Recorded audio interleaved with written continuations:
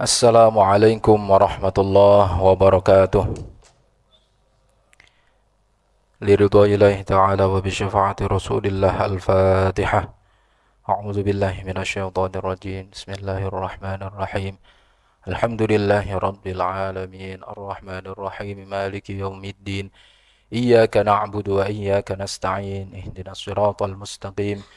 Siratal ladzina an'amta 'alaihim ghairil maghdubi 'alaihim waladdallin. Amin.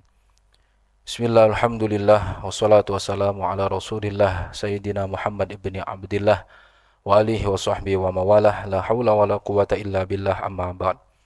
Hadirin jamaah Masjid Al-Maghfirah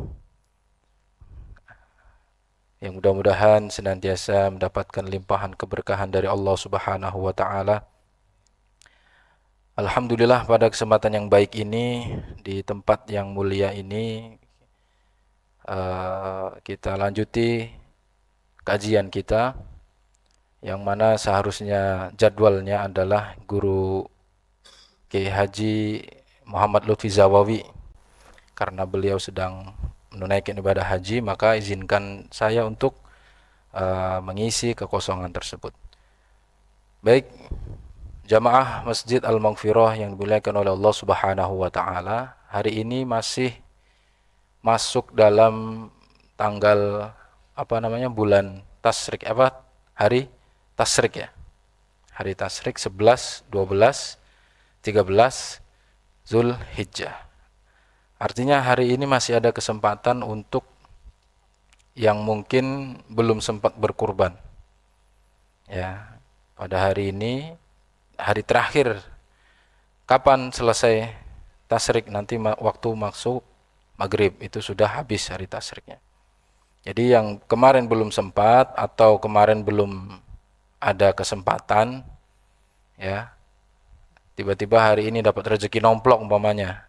Kemarin belum sempat kurban masih bisa. Nah, setelah maghrib kalau kita menyembelih hewan kurban, maka sudah dihukumi sedekah, bukan kurban lagi, bukan sunnah kurban. Karena apa? Kurban itu sangat penting, Pak. Kepentingannya itu bukan buat siapa-siapa, buat diri kita sendiri, buat investasi di akhirat nanti, Pak. Kalau darahnya, dagingnya Allah tidak minta, karena Allah tidak butuh, itu kan. Oke lah, kalau misalkan Allah memang tidak butuh, orang-orang di sekeliling kita butuh, memang dagingnya dibutuhkan, bisa dikonsumsi, tapi sehari dua hari udah hilang. Tapi pahalanya insya Allah bisa ketemu lagi nanti di yaumil kiamah, kan gitu. Maka dari itu Al-Fakir mengingatkan bagi yang kemarin belum sempat berkurban, ini ada kesempatan hari terakhir untuk berkurban. Mungkin hari ini harga hewan udah pada turun ya, Pak. Udah pada turun tuh, udah banyak promonya, kan gitu. Yang kemarin belum sempat silahkan. Baik jamaah Masjid Al-Maghfirah, saya ngeri-ngeri ketukar Al-Amanah mulu dari tadi. Al-Maghfirah yang dimuliakan oleh Allah Subhanahu wa taala. Pada kali ini kita akan membahas masih seputar dengan kurban, akan tetapi yang kita bahas sejarah mungkin ya, sejarah. Jadi kurban memang itu disyariatkan berdasarkan peristiwa Nabi Ibrahim dan Nabi Ismail, kan gitu. Namun jauh sebelumnya, di masa Nabi Adam, itu ternyata sudah ada istilah kurban. Bahkan secara gamblang, secara eksplisit Allah Subhanahu wa taala ya berfirman di dalam surat Al-Maidah ayat 27. Silahkan dibuka. Surat Al-Maidah ayat 27. Yang punya aplikasi Quran atau mushaf di tangan silahkan dibuka Al-Maidah ayat 27 ya. Kita baca bersama-sama ya, saya baca, nanti silakan disimak. A'udzu billahi minasy syaithanir rajim. Bismillahirrahmanirrahim. واتل عليهم نبأ بني آدم بالحق إذ قربا قربانا فتقبل من أحدهما ولم يتقبل من الآخر قال لأقتلنك قال إنما يتقبل الله من المتقين. Ini Allah Subhanahu wa taala dengan gamblang menyebutkan idz qarraba qurbanan, ya kan? Disebut oleh Allah Subhanahu wa taala. Baik, kita ulas. Watslu alaihim naba'a bani Adam bil haqq. Ya. Allah Subhanahu wa taala menyuruh kepada Nabi Muhammad sallallahu alaihi wasallam untuk apa? Watslu alaihim naba'a bani Adam bil haqq, untuk menceritakan kisah kedua putra Nabi Adam. Jadi ini ayat bercerita tentang putra Nabi Adam. Meskipun Allah Subhanahu wa taala tidak menyebutkan nama putra Nabi Adam tersebut. Karena tujuan Allah Subhanahu wa taala bukan memperkenalkan nama putra-putrinya Nabi Adam, bukan. Nanti yang akan digarisbawahi, yang ingin Allah sampaikan adalah kurbannya, kan gitu. Tapi para ulama menjelaskan, seperti Ibnu Abbas itu menjelaskan bahwa yang dimaksud adalah putranya Nabi Adam yang bernama Qabil dan Habil, itu ya. Jadi Nabi Adam itu memiliki anak selalu kembar, Pak. Kembarnya sepasang, cowok cewek. Terus anak keduanya kembar lagi, cowok cewek. Nah, yang pertama itu Qabil dan Iklimah. Qabil itu laki-laki, Iklimah itu perempuan. Kemudian yang kedua adalah Habil dan Labuda. Habil itu laki-laki, Labuda perempuan. Nah, singkat cerita, Allah Subhanahu wa taala menurunkan perintah kepada Nabi Adam supaya mengawinkan anaknya, dikawin silang. Qabil dengan Labuda, kemudian si Habil dengan Iklimah. Gitu ya. Dikawin silang. Karena setiap anaknya itu kembar satu pasang.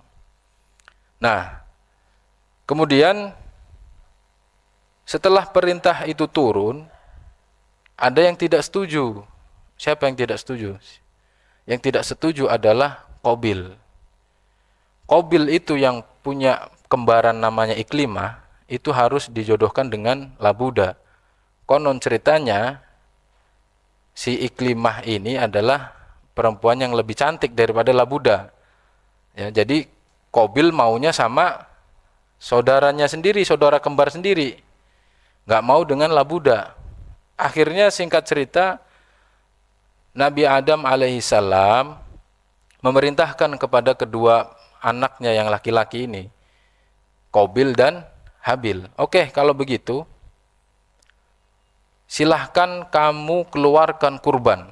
Nanti yang diterima oleh Allah Subhanahu wa taala kurbannya, maka dia yang berhak mendapatkan Iklimah, gitu.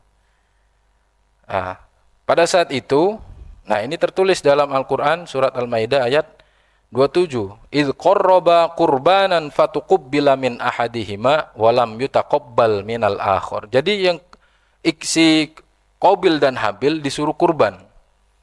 Cuman yang diterima satu, yang satu lagi tertolak. Baik.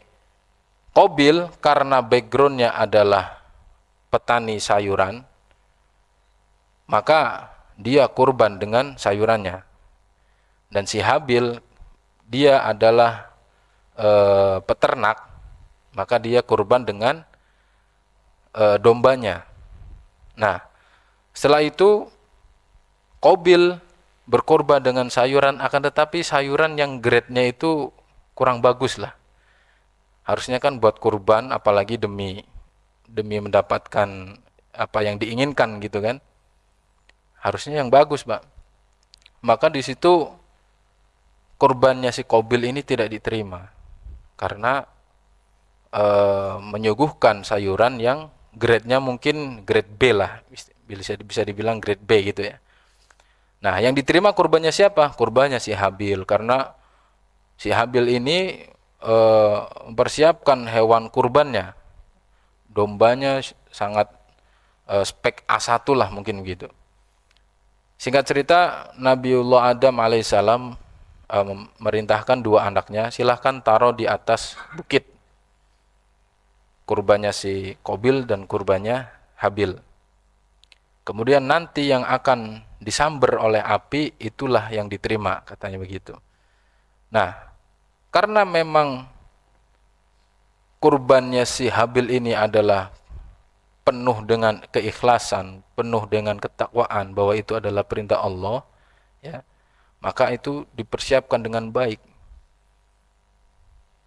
Jadi diambilnya domba yang paling bagus, maka diterima kurbannya si Habil.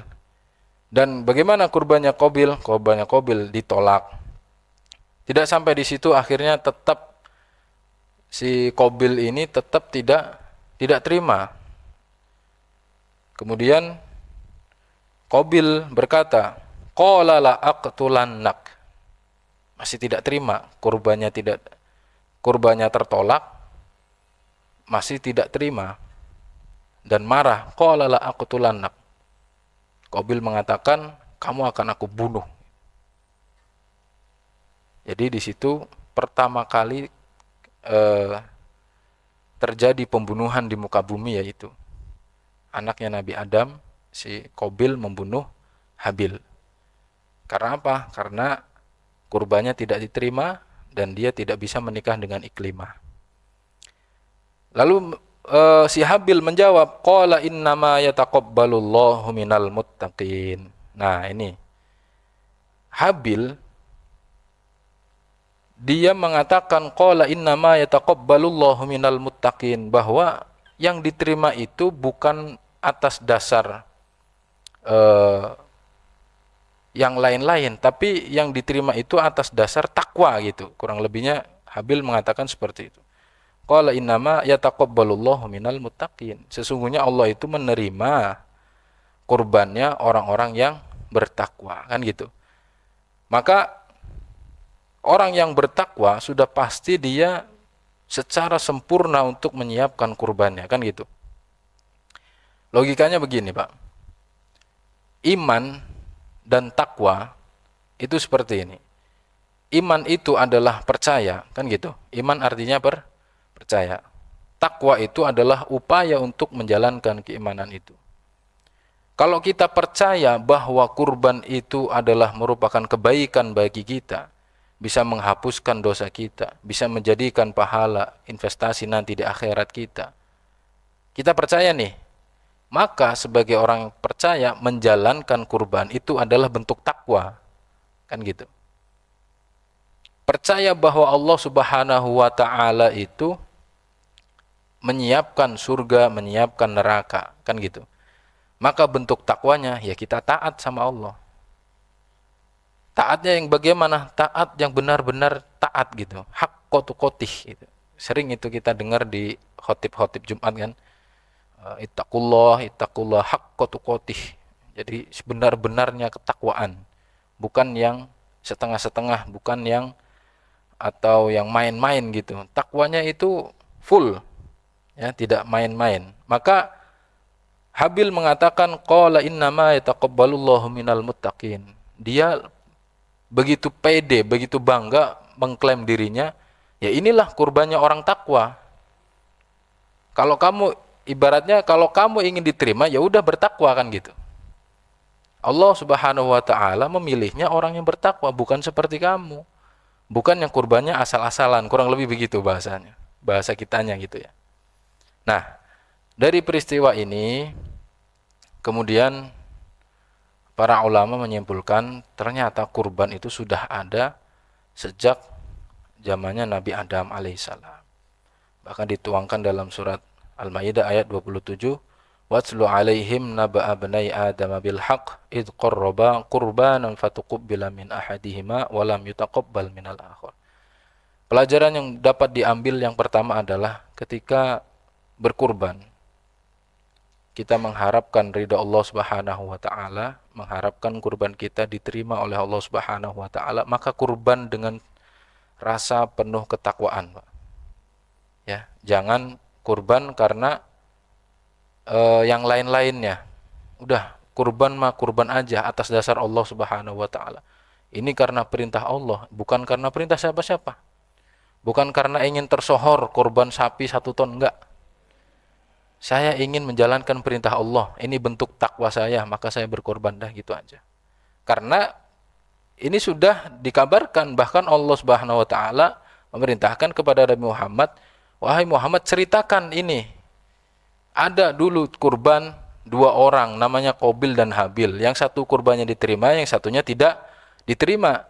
Supaya apa? Supaya kita mengikuti jejak yang diterima, kan gitu. Jangan sampai kita kurbannya asal-asalan, kurbannya bukan karena Allah atau karena gengsi, karena lain-lain sebagainya. Maka yang pertama harus kita catat adalah berkurbanlah atas nama Allah Subhanahu wa taala, bahwa ini adalah perintah dari Allah Subhanahu wa taala yang disunahkan oleh baginda Nabi Muhammad sallallahu alaihi wasallam. Ya, bahkan baginda Nabi Muhammad sallallahu alaihi wasallam pernah bersabda, bagi Anda yang mampu dan tidak mau berkorban, fala yaqrabanna musallana. Jangan dekat-dekat dengan tempat sholatku, kata Nabi, kan begitu. Nah, ini meskipun sunnah, ya, kurban ini meskipun sunnah, tapi ada ancaman yang lumayan mengerikan, Pak. Bagi saya itu lumayan mengerikan. Nabi Muhammad itu kan sang juru penyelamat. Kita mengharapkan syafaat, mengharapkan pertolongan dari Nabi Muhammad. Tapi Nabi Muhammad mengatakan jangan dekat-dekat. Berarti otomatis Nabi nggak mau dekat, apalagi memberikan syafaat, kan gitu. Dekat saja nggak mau, apalagi memberikan syafaat. Maka dari itu jangan disepelekan ibadah kurban ini. Bagi yang mampu jangan ditunda. Ini hari terakhir, silahkan ditunaikan kurbannya. Kalau gitu ukuran mampunya seperti apa, Pak Ustadz? Imam Syafi'i memberikan keterangan bahwa yang mampu berkurban itu hitungannya seperti ini. Sampai hari tasyrik dia kebutuhannya sudah aman, ya. Ibaratnya ini hari tasyrik terakhir. Kebutuhan hari ini umpamanya 1 juta. Dan kemudian ada lebih untuk membeli hewan kurban, maka dia sudah wajib. Berarti umpamanya hari ini ada kebutuhan 1 juta dan uangnya sudah ada. Terus ada sisa lagi 3 juta, ada uang 4 juta. Berarti sudah dikatakan mampu.